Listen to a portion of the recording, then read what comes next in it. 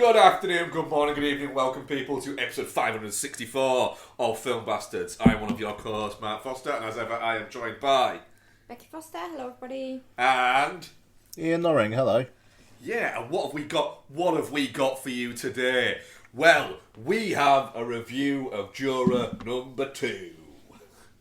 Didn't actually mean for that to rhyme. We were going to review as well. Well, we weren't going to review, but then we decided we might review Our Little Secret. But Ian, you were lucky when you watched it and you were drunk. I mean, what was my review on Letterboxd? Bear with, because I wrote it at the time. You don't want none of this. Oh, okay, because Tim Meadows is in it, and he's the guy who says to Dewey Cox, like, you don't want none of this. Yeah. Yeah, okay. 1.5 out of 5. That's probably all I got to say. So, yes. So we're not even going to review that, but I will speak about it briefly in what we've been watching. So we've got that going on. So, yeah, so we definitely have a show, is what I will say. For this. Yeah, right, cool. And we'll have trailers. I've got one biggie. Sorry, I've cut my finger and it really hurts. How did you cut your finger? I've got a box at work. What a fuck. Yeah, and I just keep on catching on things because I'm not bright. You're not bright. No. We covered that last week. Yeah, we've covered that most weeks, to be fair. That's true. So we're gonna get into some shiznits. It's a Mark episode, so it's a chaotic opening. Yep. Yeah, so let's fucking go. Ian. Hi. Has there been any movie news that we need to talk about, or should we just get into like the fucking one trailer that appears to have been? There's been a few trailers. Substance got 5 Golden Globe nominations. What the fuck? Good on it. Yeah. But, you know, still barely any one of colour nominated. Pretty... I think the Substance is papering over a lot of cracks, but yep, there we are. Yeah, I mean, the thing is as well that it is still the Golden Globes, and we still don't really know what the fuck that is. Right, trailers. What you got here? Okay, so we got a new one for the Brutalist. Oh, yes, I have watched this one, yeah. Can't believe it cost $10 million. Looks great. Everybody says it's great. Looking forward to seeing how great it is. Yeah, it is. The thing is, often there can be movies where you look at them and go, "Hey, that only cost X." And do you know what? A lot of it. What I'm thinking about it with modern movies, what a lot of it actually is, and the reason why you look at it and go, "Oh my god, I can't believe that only cost X amount of money." I think it's because. It's a weird thing that some filmmakers have started doing. I don't know if it'll catch on, right? I don't know if it'll catch on, but they're filming in places that look like the places they are. So they're filming. So what they're doing, right, is they're going to a place, right, and they're fucking filming there. It's a bold strategy, Cotton. But it just might work. It just might work that not everything needs to be filmed in front of those weird fucking OLED screens or in a car park in Georgia. Yeah, totally. And it looks... The cinematography looks great. Score sounds great as well. Yeah. It's I'm looking forward to that one. It's wild how much I'm looking forward to basically like an origin story of the Brutalist architecture. It's just, but I'm really fascinated by it. But yeah, we got that. Snow White. Oh. Yeah, the movie that it almost seems like Disney forgot they had. It's a bit like it's kind of been done for a while. Yeah, just fucking dump it at this point. Just get it out and get everyone past it. Honestly, if they were still chucking films like Pinocchio when that went to Disney Plus because it was such a turd, if we were still in that environment, where it's like it could just go on Disney Plus, I think it would. Yeah. I think they would dump it, but I almost think there's an element of they kind of don't want to. It just, they can't. It's Snow White. It's such a stinker though, like already. Yeah. Yeah. I mean, the trailer's horrific. Yeah. I haven't watched it. It looks. This is the problem. I've said it before, so I might be repeating myself. Is they've made these Bunny Ears podcast drink for Film Bastards Bingo. They've made these live action versions of their Disney classics, right? But they're not live action because they're not actually real. Apart from the person is kind of almost real. Fair. But like all the surroundings, it's all digitally animated. It's not real. So it just ends up. You look at it and go, "You've spent $200 million on something that nobody asked for. You could have made a live action Snow White at any point for the past 60 years. It wouldn't have been difficult, and you've chosen the point where you can make it its most hideous and terrifying looking version of it. They almost look a little bit like, you know, those, like, the fact that like fucking Winnie the Pooh no longer has copyright against it, so they can make the fucking blood and honey thing. They're verging on looking like that now, just like really weird, like Uncanny Valley. Yeah, if you just fucking tipped the dial a slight bit, they would be horror movies. That's made me more interested, I'm not gonna lie. But they're not. It's just going to be a really fucking absolute limp piece of shit. Yeah. Yeah. Nobody cares. Yeah. Dwarfs look horrible. They're already like promoting Rachel Zegler just singing through it. In like massive whatever. And it feels like it's going to be for such a small segment as well. Like, I don't think Lottie will want to go and see this. Nope. Because just why would she? Yeah. Like it feels like it will have to be for like 3 to 8 or 9-year-old girls. Yeah. And that's really it with this. And they're trying to do the whole kind of like, oh, Snow White's going to rise up and blah, fuck off. And it's not, it just, and I say that just because it feels like every Snow White film that there's been over the last 10, 15 years has done Snow White will rise up and battle the Queen, and it feels it just reheated. It feels microwaved. Yeah. God, And the those animals dwarfs are look like they've been horrifying. microwaved. Are you watching it now? Yeah, I'm watching it on silent, but the animals are horrifying. Why do they smile?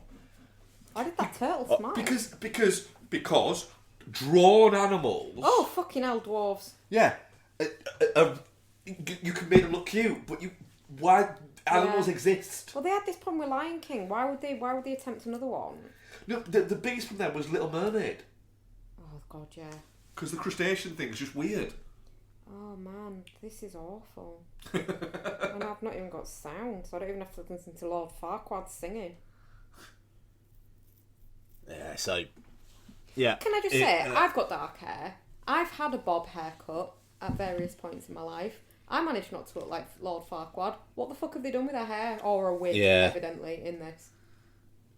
I get that's kind of what it looks like in the cartoon, but it's a cartoon. Yeah. Make it look like real hair. It just looks drab as well. Yeah, fuck this Doesn't movie. look fun. I mean, to be fair, I'm never going to watch this because I fucking hate Rachel Zegler, regardless of all the comments she's made about this. I just don't like her. Like, the Snow White comments aside, the general comments she makes in interviews, she just comes across as an absolute piece of shit. So I'm never going to watch this movie, but it's still like, that's an awful trailer. Okay, we got The Gorge, new Scott Derrickson film. Interesting. Yeah, casting. we'll see. Yeah. Miles Teller and Anya Taylor-Joy. Yep. And Sigourney Weaver, I think. Sure. Yeah. It just. I was very much. I assume it's a horror film. Yeah, it's like a horror thriller. Yeah, it kind of looks like it might be a bit actiony as well. It looks a little bit different than a straight up horror. Is what I would say. Yes. Yes. It looks. I mean, and I'm kind of into the idea of Derrickson doing something that is a little bit different, a little bit not just his same wheelhouse. Yeah, for sure. And before he goes off and does Black Phone 2, if he wants to do this, then yeah, sure. Yeah, I mean, he's got both of those coming out next year, haven't they? Yes. Yeah, looks alright. We'll see. Apple TV, so not going to cost any extra. Yeah. Okie dokie, and yeah, we got the big one. I'm wondering if there's anything else now.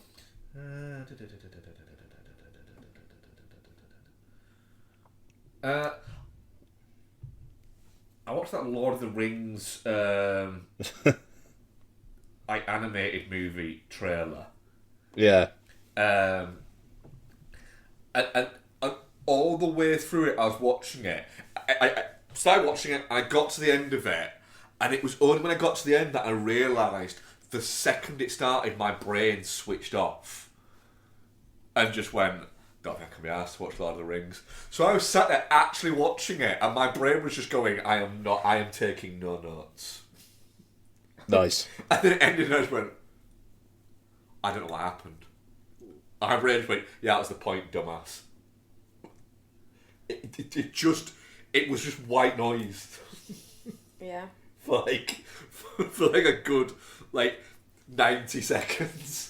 See, I'm not disinterested in this. Like any sort of screenshots or anything that I've seen from it, it looks decent, and I love the books, but I dislike the Peter Jackson movies so much that I haven't even watched the trailer. Peter Jackson, that's right, isn't it? Yeah. I mean, the thing is, I've not watched Peter Jackson movies in such a long time that every time I've tried to sit down and watch them in the past decade, I've gone, I don't know whether I want to do this. But yeah. Right, let's get to the biggie. Let's do the biggie. Let's do Zombie Killian. A film I may never see. Why? It's fucking I watched the trailer again about 10 minutes ago. Something about these films weird me the fuck out, and this trailer 28 years later is incredibly effective, I think. It's great. And I'm just I don't know whether I can handle being in this world again.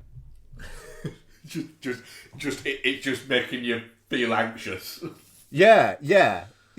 And that's it. Just any fucking second, rage-infected zombies are going to come running and fucking jumping through windows and shit to try and get you. Yeah, that section at the beginning of the trailer's very effective, isn't it? Yeah, fucking blood splattering over Teletubbies. Yes. Big fan. I'm very worried about what we're going to see happen to those kids. Yeah. I'm just kind of had had some pussy out and not show you what happens to kids. Yeah, no, of course, kids. Yeah, no. But look, I mean, it looks great. I reckon that's Cillian Murphy, but it's a nightmare sequence. Yeah. It would be so fucking funny if Cillian Murphy is in this as that for the entire, for the whole piece. Yeah. He's the head zombie trying to fucking chase down fucking Aaron Taylor Johnson. Yeah, no, exactly. I mean, the scuttlebutt is he's barely in this one. He's kind of in the second one. He's the main character of the third one. Like, that seems, because his name is not on any of the marketing either, but apparently he's definitely in it. Yeah. But, yeah, look, I mean, it looks great. It looks properly fucking scary. I assume you guys are into it. Yeah, it looks gnarly. Really, it's a really good, well-made, effective trailer. And the thing is, occasionally you get the feeling with Danny Boyle where he's got a bounce. Occasionally he makes something and you go, that looks good, and it will be good because Danny Boyle is a very good filmmaker. But occasionally something comes out and you go, it's got a bounce to it. It feels like there's a bit of an energy to it, and like it looks like he's gonna have a lot of toys to play with, and he's just gonna go, do you know what? I didn't need to make this movie. Fuck it. I've said Danny Boyle. I've got an Academy Award. No one's asking for this, but I've had an idea. We've had an idea. Let's go for it. It's just, it looks fucking great. I really, really like the trailer. You were a bit on the fence, by the way, Max. I just wasn't that impressed by it when I watched it, but I watched it on my phone, so maybe it worked better on a bigger screen. It does, yeah. Yeah. I do like the opening. I like the audio through it as well. Have you read what that is?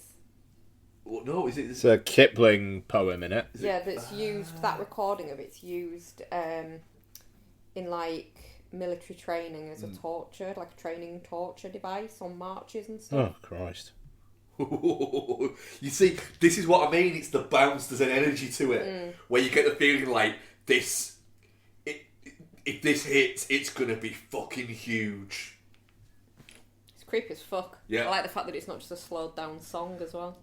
Yeah, I like the fact that it is that we don't hear a dum piano chord and then a slow version of fucking, I don't know, a popular... Zombie. Yeah, something like that. Yeah.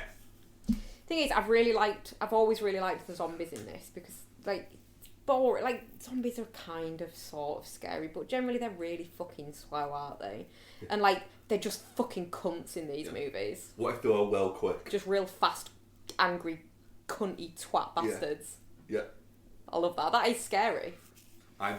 It's making me look forward to rewatching 28 Days. I saw a post pop up on like Facebook or something earlier, and it was like, "Oh, the most anticipated movies of 2025," and I was just like, "Fuck all of these movies apart from 28 Years Later. They all look bullshit boring." Was one of them you look at it and went, "I don't think that is." I think I saw the same post, and there's one like really random one in the middle of it where you're like, "I doubt it is, mate." Yeah, and it's got like Ballerina in there, and God, what else was in there? I mean, I'm looking forward to Ballerina. So fucking sweaty Corran's Superman and stuff like that, and it's like, no, I genuinely don't give a shit. 2 Marvel movies. Who gives a shit about Marvel anymore? Not this guy. It just, what I'd like him to do is announce that Aaron Taylor Johnson is the new Bond like 2 weeks before. I don't know, Bond doesn't get his shirt off a lot. Oh no, I suppose Daniel Craig's did a bit, didn't he? Yeah. He's going to need a bit of a career boost after Kraven the Hunter, I think, anyway. Yeah. Does anybody even care about the content of Kraven the Hunter as a movie, though? I know I don't. It's just Bex is going to be sat in the cinema, even though it's a pre-recorded film, just going, "Take his shirt off!" Be sat there, listening to an audiobook on my phone, just watching for any abs shot. Just Beck's half asleep going, "Nudge me when he takes his shirt off." I just want to see that cast and that director try and squeeze themselves into a fucking Marvel adjacent film. There's just no one's talking about it. I'm looking forward to it, Kraven the Hunter. Yeah. But just because I'm so curious as to see what the fuck it is. Oh, I didn't know Fred was in it. What? It's a Fred. Yeah, our boy Fred's in it. Yeah. Our boy Fred. Yeah. Fucking film of the year. I mean, this is the thing. It's an interesting cast. Like Christopher Abbott, Alessandro Nivola, Fred Heckinger, and then Russell Crowe and Aaron Taylor-Johnson. It's just directed by J.C. Chandor. Yeah, like it's if you didn't know it was the movie. Yeah, well, yeah. I mean, if you didn't know it was based on a Spider-Man thing, blah blah blah, all you heard was Craven the Hunter, starring those people, directed by that person. You would be like, yeah, all right then, why not? Yeah. So, but it's looking like it's going to open to about $15 million, $15 million in the US this week, and it's already out there that this is the last one of these they're doing. They're going to focus on Spider-Man and the Spider-Verse films, and the Spider Noir series. Those are the only Spider-Man related things that even got planned now, Sony. What I have enjoyed of that is that all of the all of the promo stuff that I've seen Aaron Taylor-Johnson do, it has literally been him talking and I'm going, so how have you got those abs? And he's just trying to talk about the movie and they're going, yeah, but you know, the body. And it's like, yeah, but like there was all like this research and they're going, yeah. Take your shirt off. I genuinely think, like, and like, I don't want to be disabused of this notion that that's just what he looks like all the time. Like, he's not done that for the film. That's just what Aaron Taylor-Johnson looks like. I mean, he does. He is quite a ripped fella, isn't he? Fucking buff as hell. Yeah. It's not right, but I'm all right with it. That's not natural, but I'm okay with it. For any of you guys out there that are being made to feel insecure by Aaron Taylor-Johnson looking like that, fucking tough, work hard.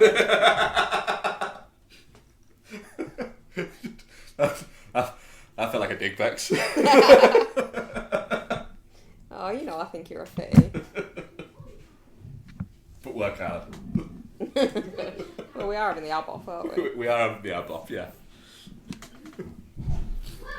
Oh, fucking hell. Any of the trailers? What was it you said about that? Either way, one of us gets pussy. Yeah. Either way, one of us gets pussy. That's funny. Sorry guys, I'll just be a second. Lottie's just got home and she's got home before dawn, which I wasn't expecting. I might just be a minute or two, okay? Yeah, no worries. Alright, cool. Cheers. Oh, that was there as well. Cool. Hey. Okay? Have you told Monkey the good news? Like what? Oh, no, I haven't. Booked a certain hotel in Tokyo today. Yeah. Yippee! Right, I'll wait for that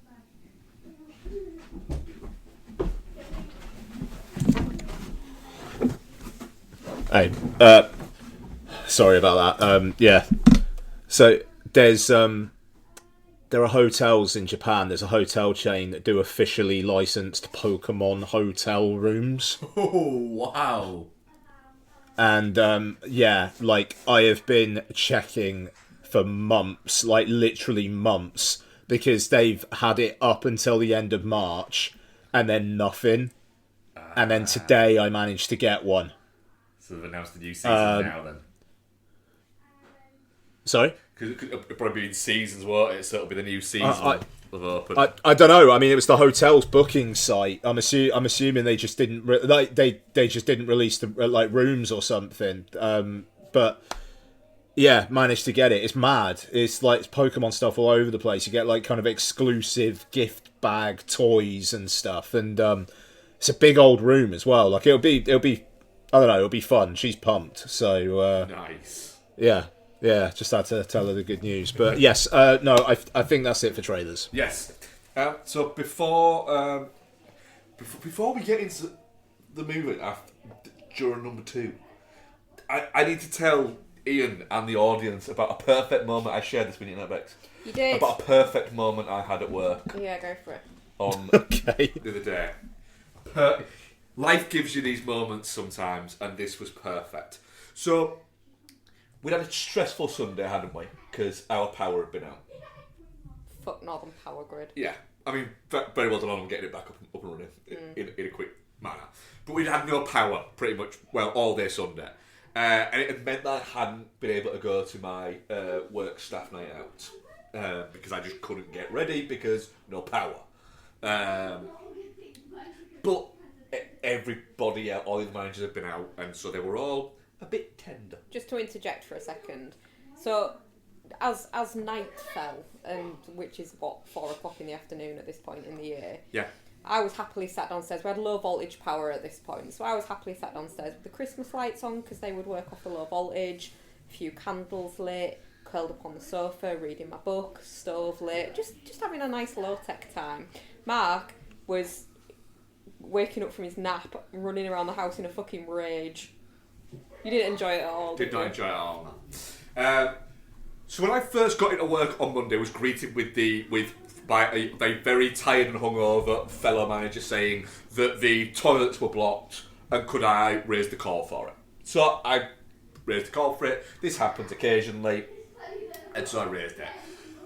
A couple of hours later, I am at work and I am upstairs, and the guy who's come to fix the toilets comes in, and somebody brings him upstairs to me so I can show him where to go and all the problems like that.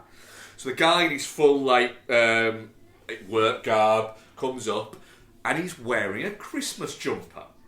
So he comes out of the lift, looks at me, the person who's brought him up goes, "Oh, it's the guy about the toilet." So I look across at him, look at him, and then look down at his Christmas jumper, which is a Christmas vacation jumper. So I look at him, look at the Christmas vacation jumper, start just almost in slow motion, beaming with a smile, look back up at his face, he looks deep into my fucking eyes and realises what's about to happen and starts smiling. We both look at each other and just go, "Shit as full," and then just fucking start howling with laughter. That's great. That's very good. The person that's there stood there going, "What is going on? Why are you two laughing so much?" We then repeat the "shit as full," and then just look at the girl and go, "Have you not checked our shitters?" The guy then points at me and just goes, "Mate, 2 fucking years I've been wearing this t-shirt and this jumper, and I unblock toilets, and you're the first person that's got it." That's great. I was like, "Mate, that's fantastic. Was it worth it?" He went, it was worth every single day going in thinking, "This is the day. This is the fucking day. Every day in December for 2 years, somebody will get it." That's very sweet, though. Fair play. It was a fucking great moment. That's great. It was just the look in his face of he looked at me and he just had this look of, "Oh shit, it's about to happen." It was fucking great. Every so often, life gives you a perfect moment, and that was mine for that day. Was saying the shit as full to a guy who cleans out toilets for a living. Good on you. Right, Juror number 2. It's directed by Clint Eastwood. He's still fucking going. Written by a man called Jonathan. And it stars Nicholas Hoult, Toni Collette, J.K. Simmons, and Chris Messina, Zoe Dutch. Keith Sutherland rocks up for some reason. And what is it about? While serving as a juror in a high-profile murder trial, a family man finds himself struggling with a serious moral dilemma, one he could use to sway the jury verdict and potentially convict or free the wrong killer. Kind of what it's about. Basically, he thinks he might have accidentally killed the person that this person is on trial for killing. It's vehicular manslaughter. Yes. Yes. Ian, what did you think to Juror number 2? Yeah, good this. I liked that, you've got that kind of moral dilemma about what does he do in there. But then it is also just this look at society and what truth is the right truth. But then also, how things like well, I need to get back to my day job or I need to go back to looking after my kids can like affect the result of a trial. Yeah. You know, which you never really consider that, do you? Because you just I don't know. I kind of think of like jury service, and it's just like, well, it takes as long as it takes, and like, you know, you would give people a fair shot, but at the same time, yeah, it could be disruptive to people's lives. But yeah, and I thought those nuances were interesting. I've got to say, just very quickly, that one guy who thinks he's a bit sus, and he's like, I recognise that tattoo. He's a part of a gang, and you know, he's really messed up my community. When he said community, all I could think of, I'm pretty sure, the same actor in Black Dynamite, being one of the gang leaders. Black Dynamite saying, you know, he wants to clean up the community, and that guy saying, but Black Dynamite, I sell drugs to the community. And like, it just like, that was like a 15-year repressed memory that just came up when that guy said the word community. Yeah, it is him. Yeah. Is he Chocolate Giddy Up? He is Chocolate Giddy Up, yeah. Yeah. Chocolate Giddy Up. What a film.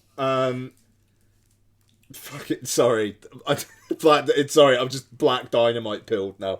But no, look, I thought it was cracking. Nicholas Holt's great in this. And all the cast are ace. The thing is, it's like, I really, really, really, really, really don't like American Sniper, and that's kind of coloured my view of Clint Eastwood over the last like decade or more. But this is as solidly made a grown-up thriller as you're ever likely to have. Two in 2 weeks after Conclave, and the ending's a banger as well. Yeah, what an ending! Yeah, all spoilers all the time, but yeah, the ending is just great in the sense that it literally is just bang, just cut. You know what's going to happen, and I thought this was ace. I thought it was really good. Bex, what do you think? I don't know, I'm really kind of... It rubbed me up the wrong way, this movie. Oh, wow. Okay. I don't know whether it's just a product of watching too many police procedural TV shows, that I was just looking at it going, no, but they'd know whether she was killed by a car, or a beating, or a fall. Like, the injuries would be completely fucking different. But I think part of it is it's supposed to sort of, the film is purposefully saying, look, these are the you are going off the testament of one guy, and the unambiguous nature of the fact that you don't know if Nicholas Hoult has actually hit her. There's no shot of that actually happening.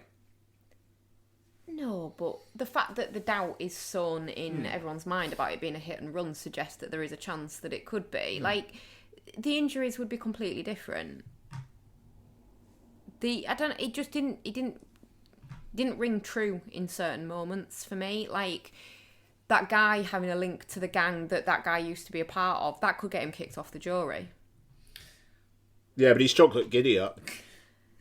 I felt like the messaging of, the jury system in America's a bit fucking flawed, was far too heavy-handed.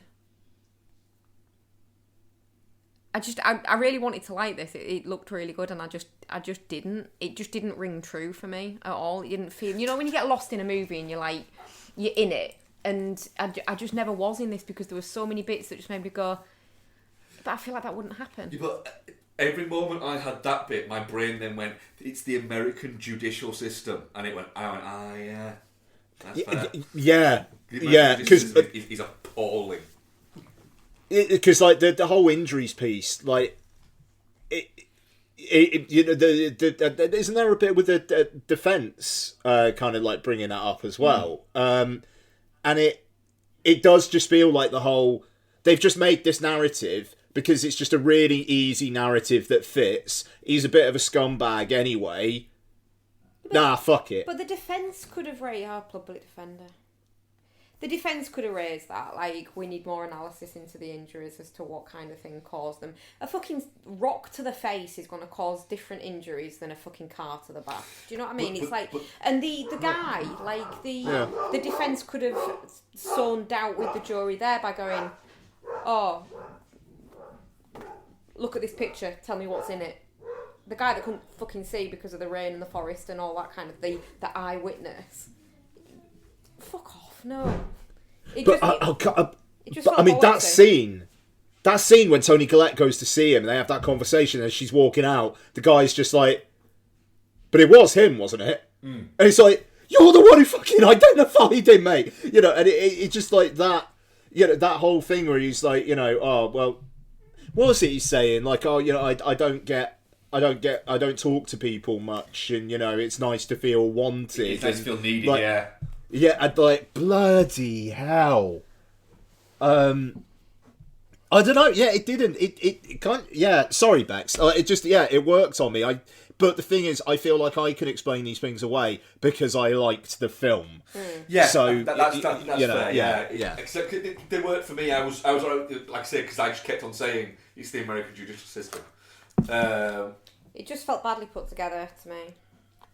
Okay. But yeah, I mean, yeah, American judicial system, and I get that, but then when they did go along that route, it was like, really, you're just going to literally just spell it out on screen what we're supposed to be feeling right now? Okay. I don't know, maybe I was just not in the bag enough for it to suspend disbelief. Yeah, it's fair. I think the film very much rests for me on, because Clint's, I mean, we know that Clint now, he works quick. Yeah. He works very quick. I just had to check. Apparently, there is actually a score to this movie. Fucking hell. Mark Mancina, who is credited as music by in this, fucking hell. I mean, fair play. You got paid to do nothing. I can't remember a single bit of score apart from just a little bit at the end. Yeah. But I think it very much rests on the fact that he's got a really good cast. You know, Nicholas Hoult might be one of the most underrated, like, actors under 40 out there at the moment. Like, he doesn't seem to get spoken about all that much, but crops up in like things fairly often, and he's usually like really, really good in them. He's too affable. I think he needs to do a bit of a darker role. Like, even in this, he's fucking torn apart by it. Just fucking convict the guy and live your life, mate. I get the feeling like we've got Jake Gyllenhaal to do those, though. I know, but if Nicholas Hoult wants a lasting career, he's going to have to show some kind of range instead of just being the nice guy all the time. The nice, sensitive guy that struggles with things. Yeah, I just get, yeah. He's got a good wheelhouse, and he's also quite good at comedy as well. But I like the fact that he seems like he turns up, does these movies, and then he just pisses off. Has no interest at all in being a movie star. See, I wanted I wanted that darkness from him though. I wanted it to turn out that he actually had a drink at Rowdy's, and then he had hit her, but she hadn't gone over the side, so he smashed her face in with a rock and pushed her over. No, I didn't. That would have made more sense to me, because then there would have been rock-related injuries. You mean that would have just fit your narrative? You reverse J.K. Simmons. I like the fact that we don't actually know what happened. You know, there is an idea, because the film is staged as that way, but it's not actually shown as it. Oh, it does, because it shows him, you know that he hasn't killed her. What? The guy that got convicted. You know that because you see Nicholas Hoult seeing him turn around. But you don't know that Nicholas Hoult has actually hit. Oh, come on. What? No, it's very clear that to say, look, we're not going to actually show you it happening. It's just that. I thought they were going to play with that more, to be honest, because he could have just as easily hit a deer or something. Like Zoe Deutsch says to Toni Collette, it's like what happened, if I remember correctly. I thought they were going to play with that. I thought it was going to be he had a drink, like it was wet, and he didn't quite know what happened. It's just I found it like it was a really when it zips along and because the trial is over after 40 minutes, and I'm thinking, hang on a minute, it's an hour left. What more is it? And it's oh, this isn't a courtroom drama. It's a fucking jury drama. Fair play. All right, that's interesting. But it very much hinges on the fact that you've got very good actors being very good in things. Because Toni Collette's good. Chris Messina is good. Who's he? He's the defence lawyer. Yeah. Don't you think everyone else on the jury felt a little bit two-dimensional apart from J.K. Simmons? But I think the idea is that they're supposed to just be Background. The only person you see outside of the jury element of it is J.K. Simmons. The rest of them you only see as being part of the jury. And so I think that's a very purposeful thing. And it's to give across their prejudices or anything like that. Like you said, the guy with the fucking who doesn't like him because he's got a tattoo. Yeah, he was a cunt. I didn't like him. Yeah, and it's that thing. It's saying no matter what you do, no matter how, these juries are selected by The lawyers. The lawyers to try and win. Jury selection is a thing. There are literal specialists out there who specialise in jury selections for big trials because it will help them win. Yeah. But yeah, it's just like I say. I think you said earlier that Clint. I mean, he goes at such a rate. It is his first for a few years, but it's still in the past 10 years. It's 1, 2, 3, 4, 5, 6, 7. It's 8 movies in 10 years.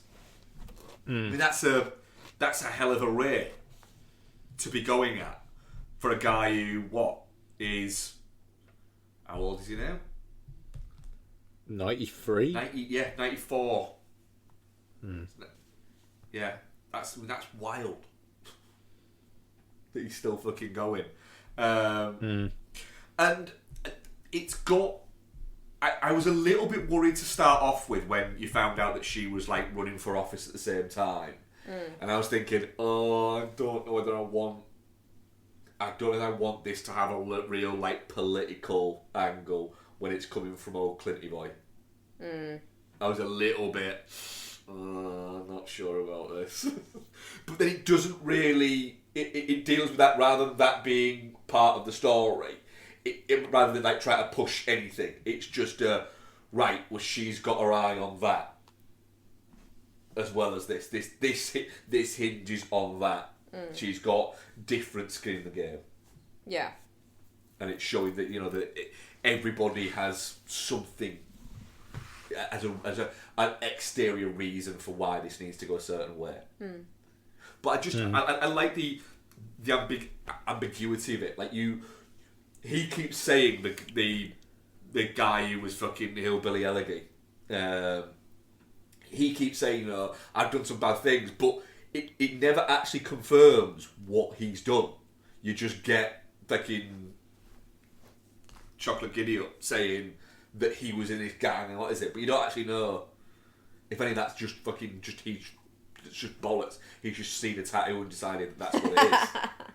Maybe. Yeah, I really liked it. It's really watchable, grown up filmmaking. Proper Quite. Tuesday night fare. Yeah. Well, those were my thoughts as well. Yeah. I'm definitely not shit. I really enjoyed my time. Yep, same. Bex. I mean, it's not shit, but it's definitely not shit for me. I would say touching cloth. It just felt too touching flimsy cloth. for a grown-up drama. That's fine. It wasn't grown up enough. That's why we have that category. Mm-hmm. I mean, definitely not shit. 50%. Shit. 50% was our audience vote on that. There, so it's a mixed bag. there. Okay. See if you'll be positive now, Bex. Bex, what have you been up to? Have you enjoyed a movie in the past few months at any point? Don't be like that. I've enjoyed movies. Okay. Oh, you enjoyed Moana too, didn't you? I did enjoy Moana 2, yeah. So I watched Moana and Moana 2. I watched Moana, don't tell my boss, but at work, on the day that I was going to see Moana 2, because I just need a little reminder. But I don't actually think you need to have watched, or recently watched Moana to watch Moana 2. No. Yeah, fucking loved it. It was a really good time. Just really what you would expect from it. I'd seen a lot of criticism saying that it felt really episodic because it was supposed to be a TV show originally and then they decided to make it a film. It fucking didn't. The songs aren't as memorable as the first one, maybe. Fine. But they're perfectly good. And that demon-y lady, she's got a really good song. Ian, you've seen it, haven't you? Yeah. I liked her song, the Get Lost one. Yeah, that one was good. I thought that was alright. I thought Beyond was okay. Yeah, I mean, it doesn't have as consistent a hit rate as the first one, but yeah, not awful. No. She gets to scream "I am Moana" at the sea a few times. That's fun. Yep.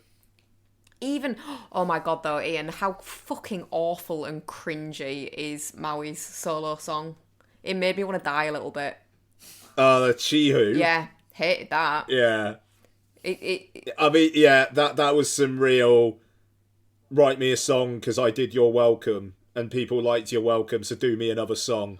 Do you think maybe they thought that Chihu was going to become like a catchphrase and take off, like fetch? 100%. 100%. It won't. It's horrible, that song. Horrible to watch. But yeah, apart from that, absolutely fucking loved it. Great kids film. Just really good. I had a really nice time with it. Good. So yeah, I also watched, maybe there's a theme here. I also watched Treasure Planet. Because I've just listened to an audio, well, not an audiobook, like a teleplay thing, you know, like the Audible originals that they do where they're not really the actual audiobook, but it's a dramatisation of. Yeah.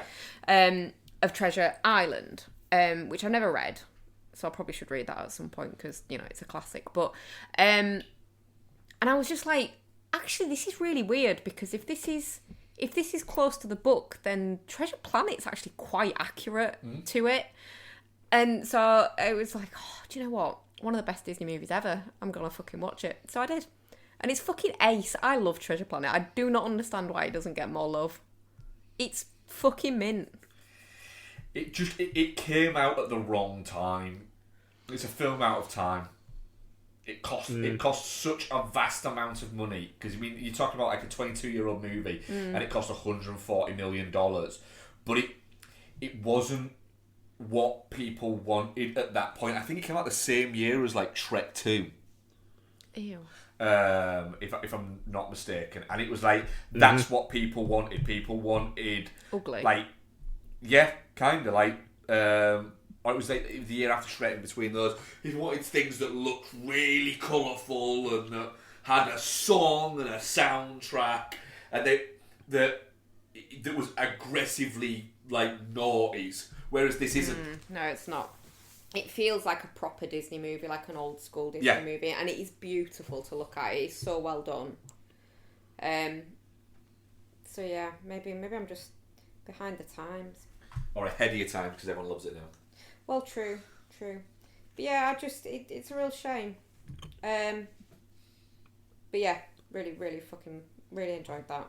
So yeah, evidently the only movies I can enjoy nowadays are kids' movies. That's fair. Although, I tell a lie, because the other movies that I watched were all 4 of the Hell House movies again. Oh, 4? There's 4? There's 4, yeah. Back to fucking back. I had nightmares last night. Honestly, I nearly woke you up because I had You kicked me. No, I don't think that was at that point. Oh. I had such a bad nightmare last night. And it was about fucking clowns stalking me around the house. So it is because of the Hell House movies. And I was trying to pinpoint why I like these movies so much because I don't like found footage movies as a general rule. Like, and they're not superbly acted or anything like that. It's not. And do you know what I think it actually is? What? I've watched so many horror movies over the years, and this isn't me being all like Billy Big Balls about it, but there's not much that I find particularly scary to watch anymore. And I know that the arbiter of a good horror movie isn't necessarily how scary it is. It can be how creepy it is, how atmospheric it is, whatever. But there isn't much that I watch that actually shits me up, and these movies shit me up. Like, they are genuinely scary. I was hiding. I was. You'd gone to bed, hadn't you? Because you were on like an open, and I was watching it the other night, and I was hiding behind a cushion because that fucking clown man is terrifying. And they're just quite well done. And like, I was reading some of the reviews of it on like IMDb just to kind of why would you do that? just to get a general kind of temperature check on what people thought of them. And like, they're not well reviewed or anything like that. And a lot of it's like, oh, they're really badly acted. No, but they're supposed to be like dickety true crime people just in a situation. And I think the fact that they're not well acted, they're not slick, makes it feel more realistic.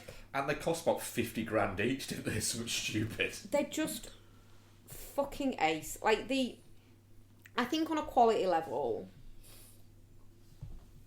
I don't know, it's difficult because I love them all. Like, 3 is not superb. 1 and 2 are really scary, and number 4 is really interesting and a bit scary, is what I would say. But yeah, just fucking love them. Fair. And that's me. That's all I've done.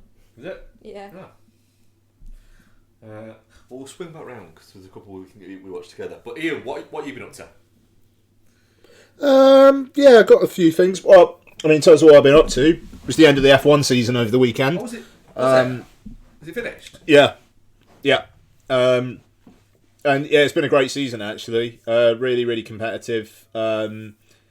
Yeah, some fantastic races. It was Hamilton's last one, and then they did quite a lot of Hamilton goodbye stuff. And it's like, he's not retiring; he's just moving to a different team. Yeah, I saw that. Like, that one of the which other driver was there? There was another driver. Literally, I saw a clip for an interview of him saying, I was at a good farewell. He went, well, he's not retiring; he's just moving to Ferrari.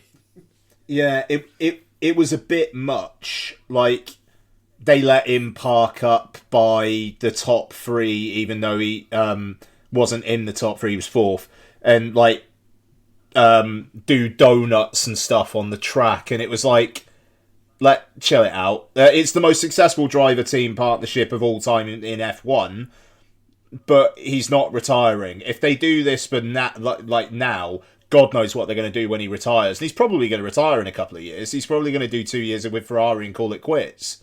So it's a weird one, but yeah, no, I mean, it was really good. McLaren won the Constructors' Championship, which was down to the wire between them and Ferrari. Red Bull nowhere because Verstappen's teammate Sergio Perez is shit, and yeah, no, it was really, really good. Actually, I really really enjoyed the weekend of F1.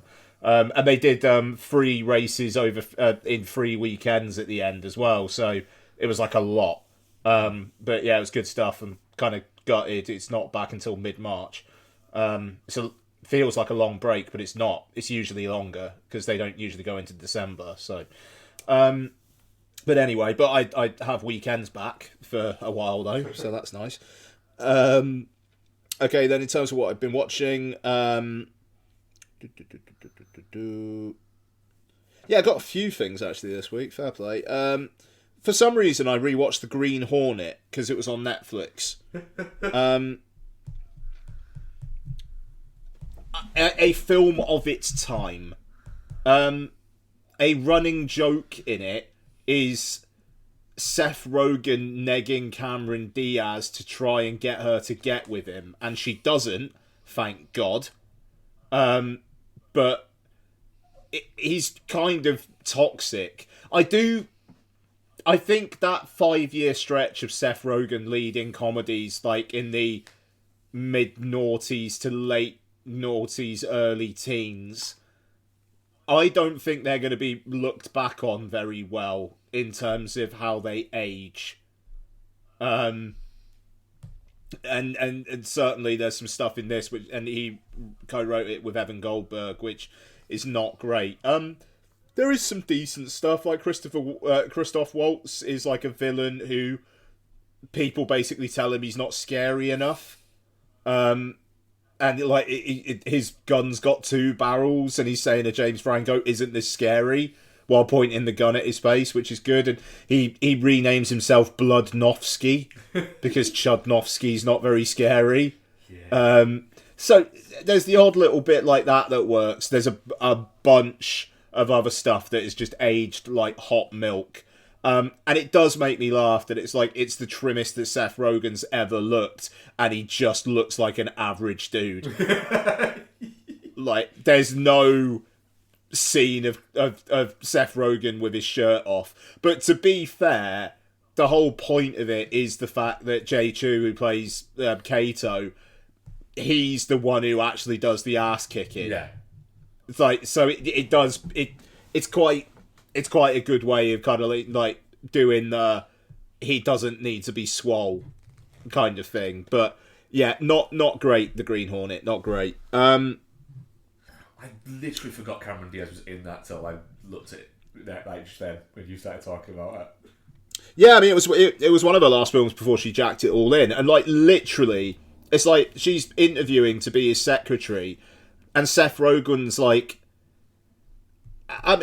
so why are you doing this career in your twilight years? And she's like, oh, I didn't see that film, and he was like, oh, okay, yeah, maybe Cocoon. Would that be more appropriate? And it's just like, what are we doing? Yeah, that's just that's a weird tact. Yeah, and I don't know. Yeah. Anyway, so the Green Hornet. Watched Netflix animation Spellbound. So this is from Skydance Animation. Which is headed up by John I Like Hugs Lasseter. It really, really wants to be a Disney film. The lead is voiced by Rachel Zegler. There is singing all over the shop. What's it about? Princess of this kingdom. Her mum and dad have been turned into monsters by a curse.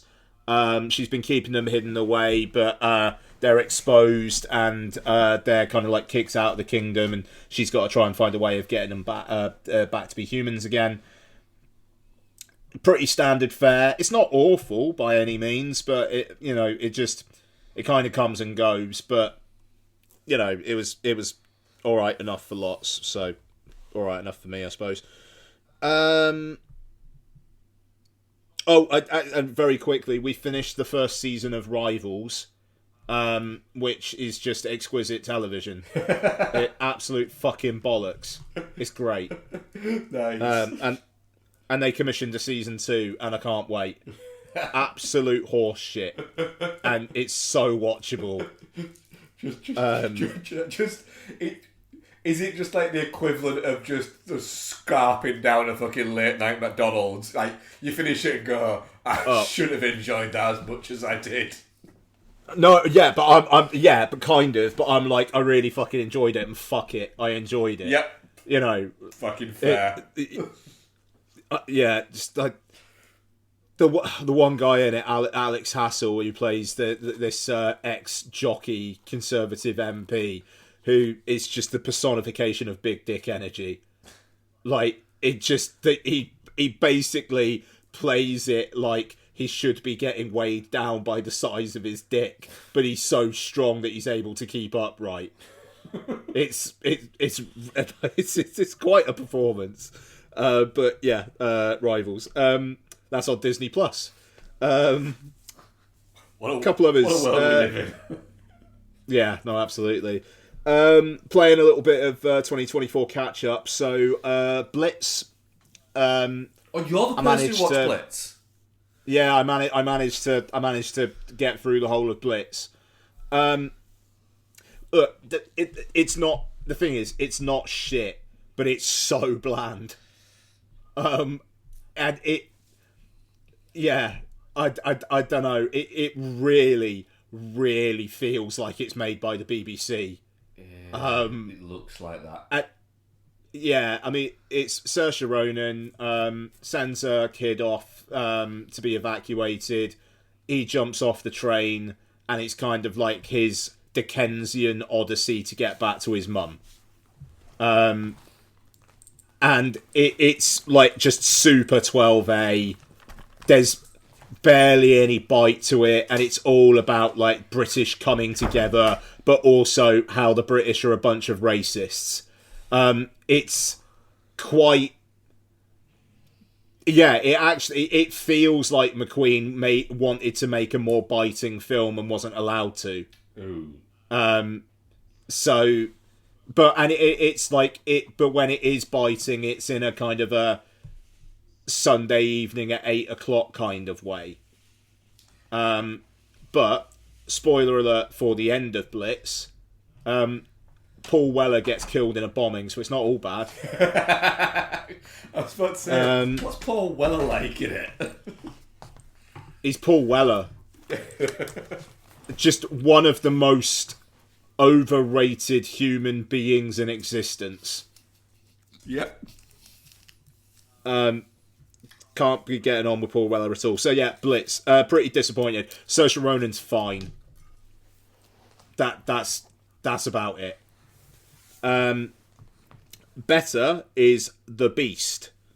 So it's a film that came out in cinemas, I think, over the summer. It's on Mubi now. Directed by Bertrand Bonello. Stars Léa Seydoux and George Mackay.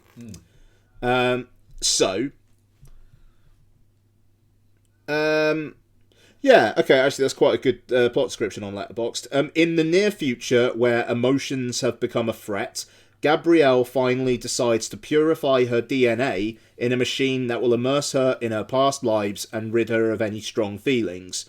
She then meets Louis and feels a powerful connection as if she had known him forever.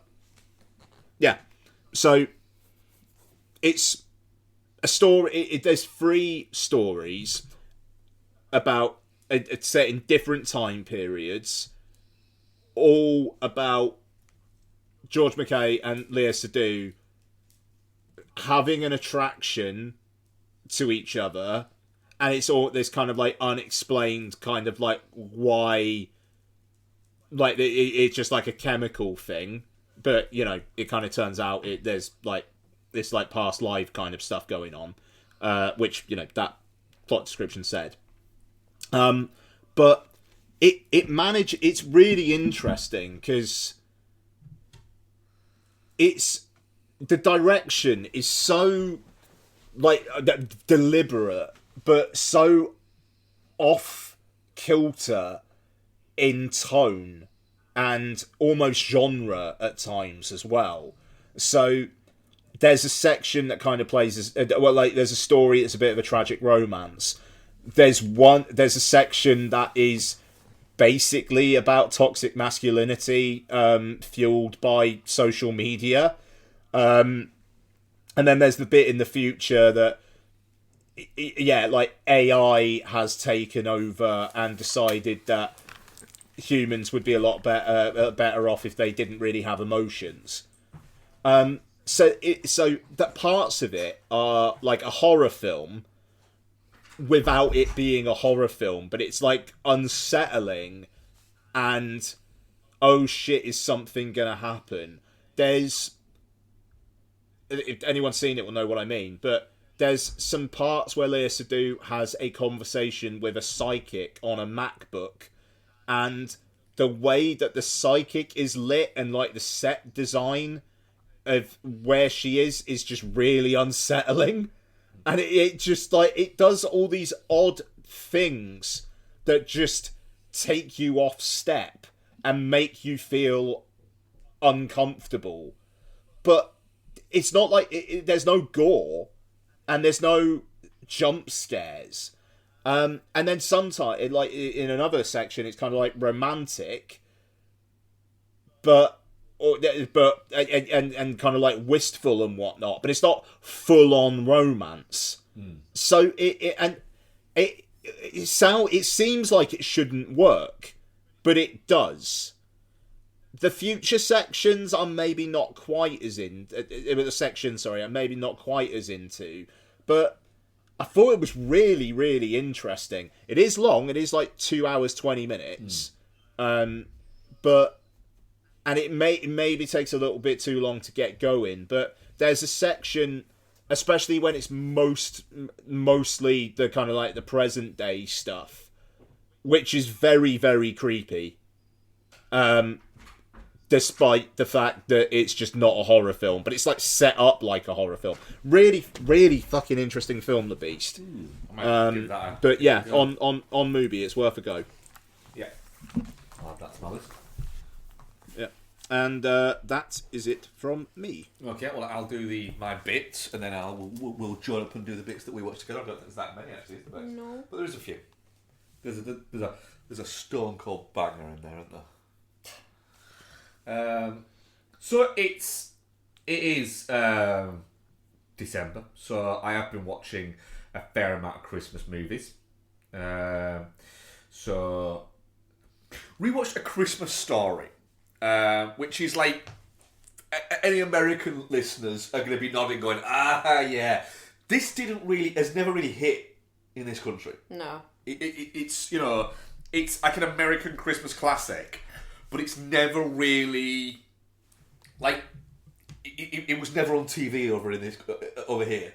Really, this has been one that has almost found a little bit of a cult UK audience via physical media and particularly DVD and streaming. So it's kind of like permeated through that. So I think that lack of kind of nostalgia and the fact that the whole movie is... Cause it's an early 80s movie by Bob Clark, who did Black Christmas. It's also it's set in the 40s, so there's that kind of added nostalgia element to it within that.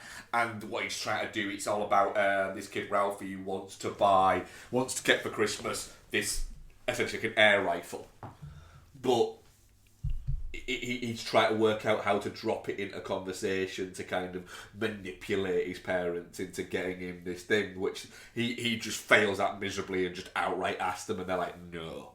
And it's kind of like the adventures as over Christmas of him trying to get this, that's it. But then it's set off into like these weird little sort of vignettes that happen around it. It's one of those where I found myself watching it going, I am not connecting with this because I have no nostalgia connection to it. Right, so it doesn't stand up on its own. It needs No, that nostalgia. I think if I'd watched it a lot when I was a kid, it'd maybe have a bit of a different pang to it.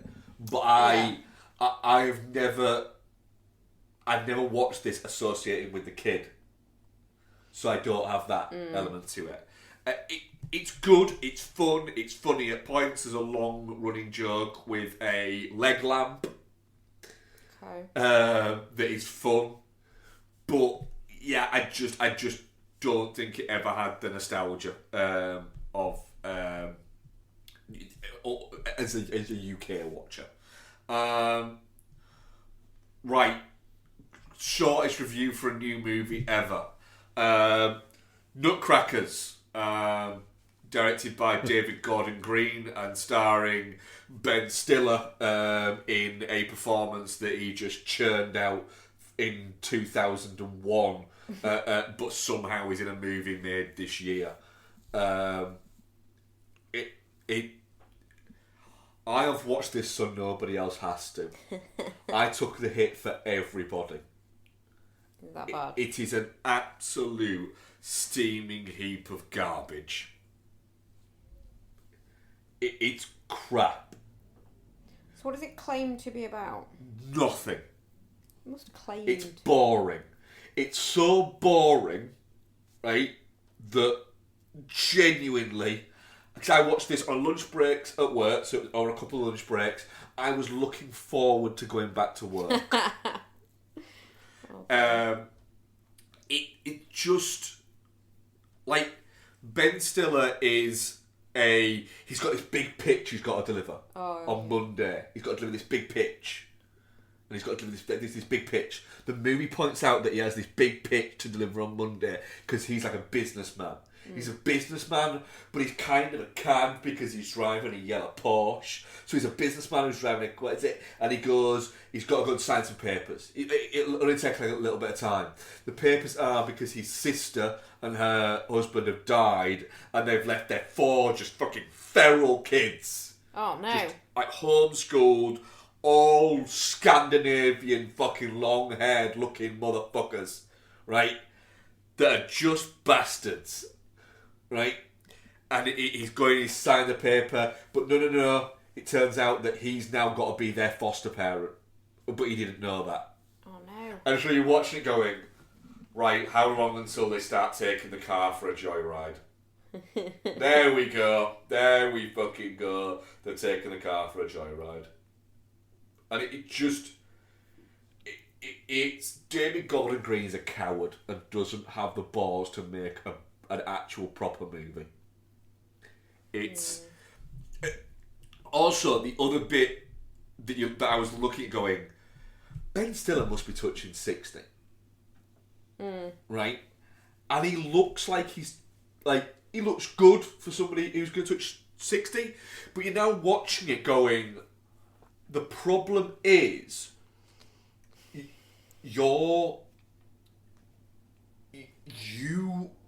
when you were 20 odd years ago, even going nearly 30 years ago, when you were doing this stick that you've got here,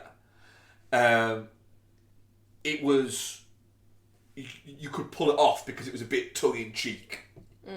And you could play the kind of little bit of a douchebag. But now you're trying to play a little bit too much Jerry Stiller, but you don't have any of that charm. His dad is Jerry Stiller. You don't have any of that charm or that patter or that quickness. You've still just got this. Yeah. But it feels a little bit like, I thought you stopped playing this like a decade ago because you were bored of playing it. But you're almost White Goodman, but without any of the like humour or stupidity. Right.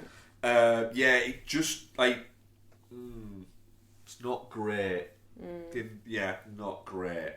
I also watched a film called All Is Bright, which is released in the UK as Almost Christmas, which is a comedy drama starring Paul Giamatti, Paul Rudd, and Sally Hawkins. That I must have missed the bit that was funny. Yeah. Yeah. I was just watching it going, it's just really just depressing, this. Oh. It's just grim. It's just Paul Giamatti just being angry and Paul Rudd just being like kind of sweet. So it's that Paul Giamatti he's just been released from prison and he's going to see his daughter. And when he gets there, he's like looking at his daughter through like the window, and his ex-wife basically comes out and goes, like holds a bit of paper up to the window to show him, and it just says, I told her you're dead. And it turns out that his ex-crime partner is now her fiance and he's raising the kid. And it's about him trying to kind of like just be a bit of a knob. It's just not very good. Just real, like, I don't mind Christmas movies. This just felt a little bit like just a bit mean. Yeah, I don't like that. And I was a bit like, I'm not in the mood for mean Christmas. No. So I decided to just basically go, right, well, I'm going to go from like mean Christmas to the Santa Claus. Yeah. So I watched the Santa Claus. How was that? Right. So I quite like Tim Allen in this. He's quite funny. as essentially the not quite deadbeat dad, but just not very good at being a dad. Like, he's trying. He's not a dick. He's not, like, too caught up in his work. He's got his kid over Christmas and he's trying to make it special, but he's just not very good at it. Right. But he's definitely trying. So he's kind of funny in it. Judge Reinhold is kind of doing Judge Reinhold kind of things. So he plays the kid's like stepdad, and he's a psychologist. So he's kind of always been like really like Judge Reinhold, like, how are you feeling about this? And being really calm and trying to like say, no, your dad isn't really Santa. And then the weird thing is, you've got the kid who is just like, he is so sickly in like being earnest that it almost ruins the movie. Because while you've got that happening, you've got Tim Allen just fucking throwing out like fucking like just inappropriate jokes. Right. But not like deeply inappropriate. Yeah. But just like jokes that are different to the other jokes that are being told. Okay. But I just like the fact that he very quickly just goes, all right, great, so I'm Santa Claus then, as he's just gradually just getting like fatter and greyer and getting a beard and basically becoming Santa. I enjoyed the Santa Claus. It's fun. It's a little bit too sickly, but it is also a Christmas movie, so I think you can kind of allow it that. Yeah. I would say it's not a one to cuddle up on a Christmas night with, but it's a solid Christmas afternoon, you know, when you've got a bit of time off watch. Fair. Yeah. Yeah. Nice. Yeah, I really enjoyed it. Don't watch the Santa Claus 2. I did. It's not very good. No. No. Don't really know what... No, it contains a... It basically is like a lot of Christmas movies of going, let's get a precocious fat kid that wears glasses that looks a bit nerdy to be a kind of a dick. And that's what it was. Oh. Yeah. And I just wanted to punch him in the face. That's fair. I wanted him to die. Does he? No, unfortunately not. No. Because then it would have been a 10 out of 10 banger too. Because it would have been a 10 out of 10 banger. Talking of precocious, slightly overweight kids in glasses, Home Sweet Home Alone. I have no sympathy. Why'd you do that? I have no sympathy with this one. Exactly, Ian, right? So I said to him, why the fuck have you watched this again? Like, he's watched it before, he knows it's shit, and he's watched it again, right? And I cannot, for the life of me, to get him to sit down and watch Klaus. I will Absolutely watch fucking Klaus. not. Which is a great Christmas movie, but this pile of steaming shit you have watched 3 times. Yeah. So I'm giving Bit up of on breaking news. Oh. The lead in the Luca Guadagnino American Psycho has been cast. Ooh. Is it Nicholas Hoult? Sorry? Is it Nicholas Hoult? Austin Butler. Oh, that's very good casting. Yeah. Fair. In it. Yeah. It's like that. That's really good casting.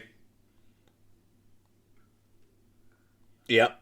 Oh, that film is going to be 2 hours 47 minutes long and piss off so many people.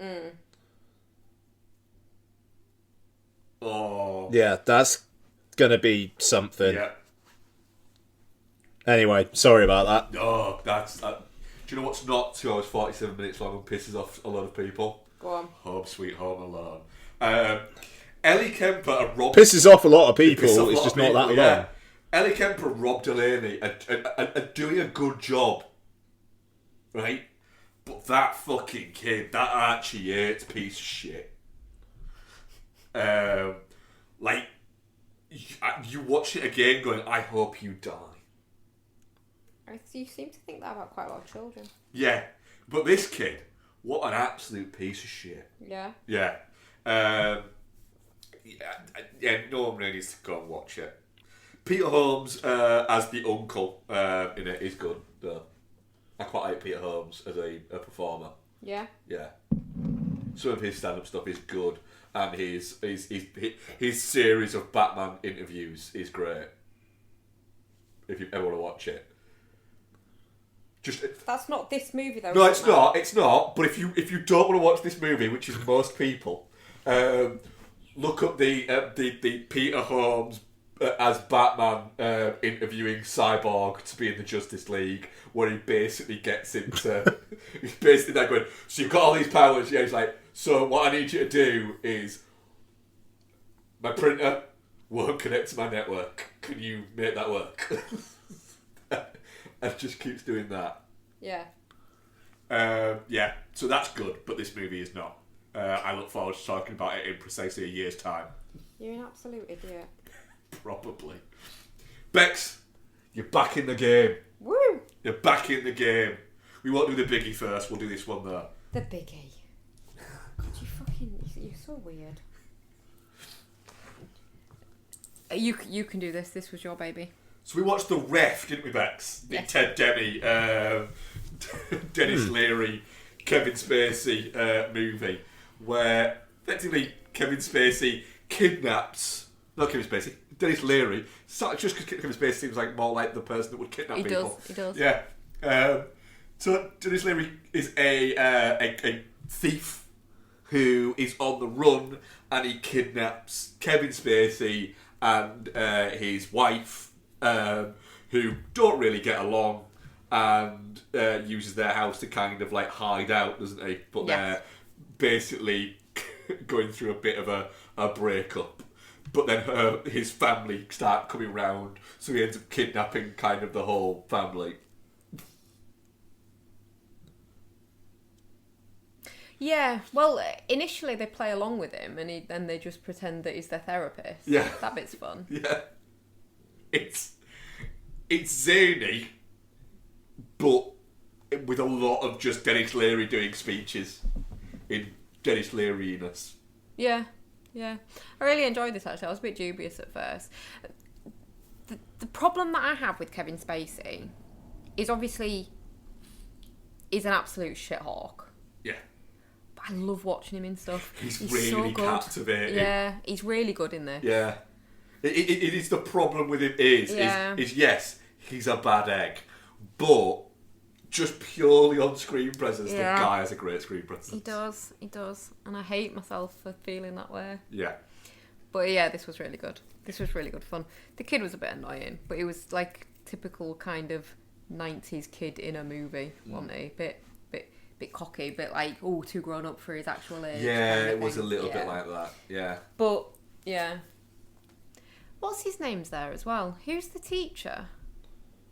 He's like... J.K. Simmons, isn't it? Yeah, I thought it was. Yeah, J.K. Simmons. Yeah. Yeah, he's... Brady Warren turns up as well at one point. Yeah, Christine Baranski's there. That's Christine always a nice Baranski's time. there. That's always a good time. She's good in it actually as well. She is, yeah. Yeah. Really strong.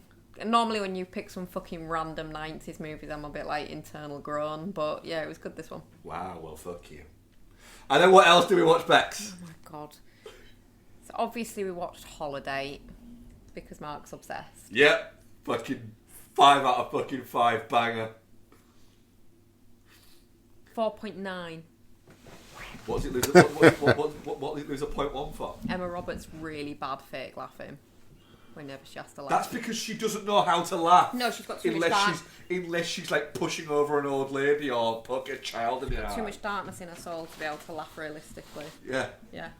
So, but yeah, that's horrible to watch. Like, it's just like, oh babe, just don't even try. I genuinely love this movie. Yeah. Yeah, it's a great. really good time, yeah. It's fantastic, and every year I'm watching it going, at some point the magic might break a little bit, and then I will be crushed, and every year it finishes I go, nope, fucking Not this year. not this year, Not today, Satan. not this year. I'm gonna fucking type out a fucking email to Letterboxd going, I want a 6 out of 5 rating, please. I'll draw it on my phone. I don't think you can do that. I don't think it'd have any official credence. It would to me. Would to me. What a film. What a picture. It is a good time. Yeah. It's a good... Because it's cynical-ish. It's cynical enough, but it also... Yeah, it also comes round. And, like, there's enough sweet moments in it to make you feel... Right, can anyone else hear music? Am I just going wrong? Ian, is there music on your end that I can hear through my headphones? Or is there music on our end? I can't hear music. There's no music, dude. What is it? Yeah, there's no music, dude. Fucking is. What is it? Can you like hum it along? No, it just sounds like Christmas music. Nope. There's no music, dude. There is. There really isn't. There's not. Wait. You might be right. It's Santa. The It's Santa. Santa. Tonight's Santa, yeah. Yeah. So I'm not fucking wrong. What? You're just half deaf. Go stick your head out the door. All up set. I'll grab a look. I haven't wearing my headphones, but I'm shouting across. But yeah, Santa might be down our street right now. Yeah, he is coming down our street. Yeah, fuck you, dickhead. I think it's happening. It's either happening or it has happened. But there are people outside, and Santa may be coming. Oh my god, did you see the thing on Facebook about people when he went to Bridlington last night? People were complaining because he was throwing sweets at kids' heads. Was just like aiming at them. I think because he didn't have time to stop and greet everybody, he was just throwing them. But some of them hit kids in the face. I love that. Why have you opened the blinds? So that we can see Santa, so we can do a live casting of Santa going by. I don't want to. Now everyone outside can see us being fucking nerds and doing a podcast. It's a good point. I'm fine with that. Yeah, you are. I'm not. I am. So yeah, Holiday. It's probably the best film ever made. I mean, that it's not. I mean, it's decided. So I think if that movie had like Glenn Powell in it in the male role, your dick would explode. Emma Roberts and Glenn Powell. I'm fine with Yeah, Jake he's Reddick. good. Yeah, he's a fun-looking dude. A fun-looking dude. Yeah. Fun-looking. Yeah, You think he'd be a good pint? I think it'd be a great pint. Sorry, the music's really distracting now. So Now I know it's real. Moving on from one Kristen Chenoweth Netflix original. Is Chenoweth in this one as well? That is she's in every Christmas movie, Rebecca. You Is just she? don't notice. Okay. There is a 5-star, 6-star banger. Thank you, Letterboxd. To our little secret. Ian, you just remember nothing about this. Mate, all I really remember is the plot. Tim Meadows getting with Carla from Scrubs at the end. No, getting with Kristen Chenoweth at the end. He was with Carla from Scrubs, but he gets with Kristen Chenoweth. And the fact that Noel quite rightly pointed out that the whole thing could have been sorted very easily if they just said they used to date when they first got introduced to each other. Yeah, literally. So the premise of this, all spoilers all the time. Fuck it. I know we don't normally do that for movies that that we're not doing as a feature review. I mean, the premise of the movie is readily available on. No, but I'm gonna more spoil it. Oh, okay. All spoilers all the time is that these. So you've got fucking Lindsay Lohan and Ian Harding, who I actually think is actually quite good in it. They were like were friends as kids, and then became high school sweethearts, and then were in a relationship, and then she basically moved to London and broke up with him. London, England. And then it's 10 years later, and he's going to Christmas with his girlfriend, and she's going to Christmas with her boyfriend, the girlfriend and the boyfriend's parents, and what would you have it? Their brother and sister. That's wild. So they meet, and rather than, as Ian just said, that Noel said, rather than just going, oh yeah, we know each other for what is it, we did actually used to date, ha ha ha, they decide to just pretend that they don't know each other. Okay. And then hilarity does not ensue in any way whatsoever. And as Ian said there, an added level of Mark hates this is Carla from Scrubs is in it. Yeah, you never liked her. A woman who's just... I hate her face. Like, I hate it. Yeah, I can understand that. It's really bad because everything that happens, you go, people don't make decisions like that. Like, not even like, oh god, that's the wrong decision to make, babe. It's just, no, that isn't how the human brain works. Like, what kind of... Give us an example. Like, so... Like hiding the fact that they used to date in the first place. That's one of them, but even there's an entire bit about the amount of cookies that someone eats. So, like, Lindsay Lohan's boyfriend it's established that he's a mama's boy, and he says, "Oh, my mum will bake these cookies, and she bakes them just for me." And it's like they're going, "This feels fucking weird. This is a weird. No one talks like this." And she's like, "Oh, all right." So you've got to have the right amount of cookies because you've got to have one because you don't want to seem rude, but she'll judge you if you have more than one. So at one point, do you know what she does? She eats loads of cookies, and she eats so many cookies that she falls asleep, right? Because she's eaten Have they got something in them? no, because she's eaten loads of cookies, right? But then it turns out that those cookies were for a cookie swap. Because that's the thing, right? With somebody else. So she makes it look like the dog's eating the cookies. Rather than just, putting the jar back and going, "I don't know, man." Yeah. Because she could have done that, just put the jar back and walked off, and nobody would be any wiser. No, what she does is she moves the jar from the side, puts it on the floor next to the dog, mashes up a load of cookies, mashes a load of cookies into the dog's face, and goes, "Oh no!" And then everyone comes running and just goes, "The dog got into the cookies! Oh no!" And that is literally what happens. And then somebody just goes, "But how did they get down from there?" And she goes, "Oh, I don't know." That actually happens. And then the bit from there is Kristen Chenoweth just goes, "Oh my god, we need to take the dog to the vet because it's like a tiny dog and it's eating all those cookies and chocolate is poisonous to dogs." So it goes to the vet and Lindsay Lohan goes to the vet and then the vet goes, "Right, what we're going to have to do is we're going to have to give him a diuretic to flush his system out, and then we have to give him charcoal pills to counteract what is it, and it might pull through." And so Lindsay Lohan's they're going, "Oh fucking hell, I didn't actually the fucking dog ain't eating a single fucking cookie. It's me who ate all the fucking cookies." Right? So she says to Kristen Chenoweth, "No, you need to go out. You don't need to see this. You won't need to see this." And then basically tells the vet, "Oh, actually this was it." And the vet goes, "Oh, yeah, alright then, I'll go along with you with this scheme of pretending that I'm going to do all of this." And so then you get... Mark's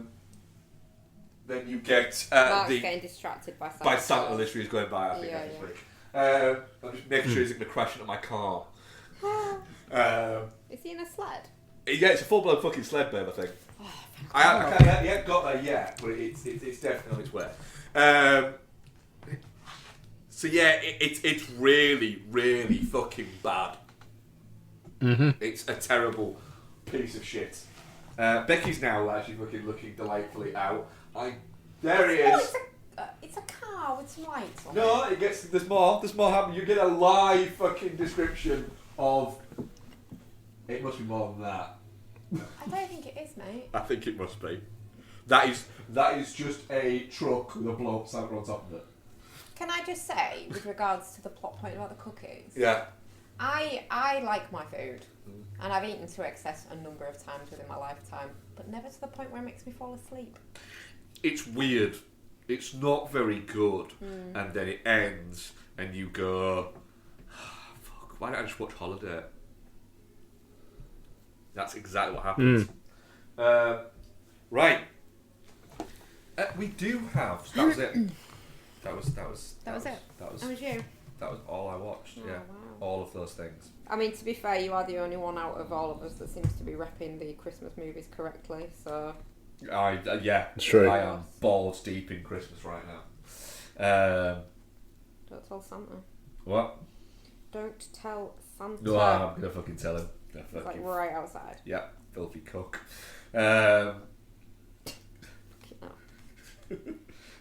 Brad asks, if Hot Frosty was a Sweeney Powell joint, how much money would it make, and would it be better if Sweeney was the Snow woman and Powell was the widower? No, it wouldn't. What the fuck's a Sweeney Powell joint? Sydney Sweeney, Glenn Powell. Yeah. It would have made all of them ever. Probably, yeah. Yeah. Xerxes wouldn't have had as much money as that would have made. Did you just make a classic Fair. literature reference? Yes. You're the dumb one, remember? Yeah, well, fucking every so often, just banging them out. just pull it out and just make people go, What? the fuck? But Santa's just come by and delivered you a Christmas miracle. Mark made a literary reference. Yeah. Yep. I would watch the ever living shit out of that. Make both of them. Release them back to back. Yeah, Let you use your illusion 1 Yeah. and 2. fair. Just like that. Exactly like that. You're a weird little guy. So yeah, it would make all of the money. This big one referencing what you spoke about earlier, Becky. Oh, go on. Dylan asks says, what is the most legit scared or on the edge of your seat you have been whilst watching a film?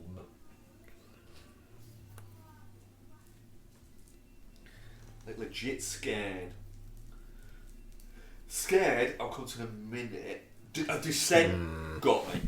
I was fucking terrified watching The Descent. I don't find that scary. I Good and creepy and like effective, but not scary. Like because you're not in the situation, it doesn't feel real. I literally jumped out of my seat during Descent when we saw it at the cinema and went, shit, fuck, no, there. And a woman went, will you calm down? I went, fuck you. I think it's crap horror movies that get to me more than good ones. Yeah. Like Chernobyl Diaries, there's a bit in that. I can't remember exactly what it is, but there's a bit in that that properly messed with me. Them. Yeah, that really got you, didn't it? That's a good choice. Fucking hated that movie, but I love it and I want to rewatch it. But I fucking hated it. Those fucking cunty kids. Yes, The Strangers did a number on me. Like the almost banality of it, like the original one, not that new one. I haven't seen that one yet. But like the whole, this, that could happen. Why are you doing this? Because you were home. Fucking hell. Yeah. Oh man, because you were home. It's such a fucking great line, that. I'd also got to say, I test screened a print of the first Rec back in the day. Nice. Where I watched that with a friend of mine. We were in the screen by ourselves, and it was the biggest screen in the place. It was about 320 seats. The screen was massive, and it was definitely the biggest screen that thing probably played outside of Fright Fest, quite frankly. That first Rec is incredibly intense towards the end there. Oh, that was good, actually. Like I say, it was. I remember it was late. It was on a Wednesday, and we were doing late shows, so I probably stuck it on at about midnight. Nice. So it was late. Was already pretty tired, and did a right fucking number on me. It sounds like a wonderful time. Yeah. I love being scared. I fucking love being scared. And it's probably why I watch so many horror movies, always chasing that fucking high of getting scared, and then none of them fucking land it, except for Hell House. I am very easily fucking got by horror movies. And I love that about watching them, is the fact that I can watch something and I've watched it before and know that a jump scare is going to happen, and I'll be sat there going, oh no, it's any second now, and it'll happen. I'm a fucking twat, every time. Yeah. One that fucking just got me, it really fucking got to me and made me feel deeply uncomfortable, was Martyrs. I know it didn't get you, did it, mate? No, not at all. But it made me feel that it spun me out a bit, actually, didn't it? Yeah. I didn't like it. I had to go for a walk after it. Yeah. Literally, we finished watching it quite late, wasn't it? Because we watched Inside first, didn't we? That's good. The Beatrice Stark. Yeah, we watched that, and then we watched Martyrs after it. It was around Christmas time, wasn't it? And it was about like 2 in the morning by the time Martyrs finished. And I felt so uncomfortable that I just had to get out of the house. So I went for a walk That's fair. at like 2 in the morning because I felt weird. Fair. The bit in Nice. Sinister where he turns around and the little girl's on the chest of drawers behind him, that always gets me. Always gets me. I know it's coming, and it always gets me. But it's not scare, it's jump scare, it's shock more, isn't it? Yeah. But I yeah. like that. Yeah. What are we covering next week, Ian? So next week, I think we're doing Craven the Hunter. We've also got on net on Netflix. Abs the movie. Okay, nice. Netflix has got the Taron Egerton film Carry On, a new one, Colette Serra joint. Yeah. So could do that. I'm watching that. I am going to struggle to get to Queer. That's fine. I won't lie. Mubi putting that out in the Christmas corridor. I get it. It's, alternative counter programming, but the screens are filled with stuff that will make more money. That's it. What are you doing? And the other bit is it's like, and I think I said this to you, Ian. It's because they want to have so many screens during the day for Wicked and Moana 2 still. That it's only really showing after 7 o'clock at night, and it's a 2 hour plus movie. So it is. I think we can get to it, alright, but I can see why it is difficult for people to get to. Where's it showing? Cinema. Is it? Yeah. In York or in... York, yeah. But I'm up for that Carry On just because it's got, sit down, fucking chill out and watch, an action thriller that is probably just going to be perfectly fucking 7 out of 10. It's got Taron Egerton and his thick thighs Yeah. in it as well, isn't it? Thicky thighs, Taron. You get a banner fucking week for you, this I isn't know, it? it's going to be real exciting. You got fucking Aaron Taylor Johnson's abs. I know. Fucking Taron Egerton's Thick thighs. thick thighs. Yeah. What, It's what a lovely time. what a treat. I know, right? What a fucking time to be alive. And then Daniel Craig's weird fucking ugly face. And then I'm looking forward to Queer. I'm looking forward Because to it. I'd be, like, I genuinely one of don't those. and have never got the appeal of people thinking that Daniel Craig's a heartthrob. He just in. Then rewatch Lake Cake and you'll change your mind. No, Yeah, you will. I don't think I will. Huh? I don't think I will. Well, you will. I think it's his creasy face. Yeah. There's still something going on outside our house. Right, yeah. I forgot to say earlier, we're a Pods and Nigger podcast. Go listen to our friends' shows. Chinchlook versus Punter, Rewatch Project, Gaming Landfill, and other likewise shows out there. Yeah. Right, it's 2 weeks to fucking Christmas, guys. Don't. Let's fucking go. Right. Thank you very much, Rebecca. Thanks, Mark. Thank you very much, Ian. Thank you very much, Jason. Ha. Thank you very much, listeners. David Gordon Green is a coward. Nobody watched Nutcrackers. Bye. Bye. Bye. Oh. Now I can hear music. Yeah. Fucking Yeah. dumb. Making me feel like a fucking idiot. Well, you said it.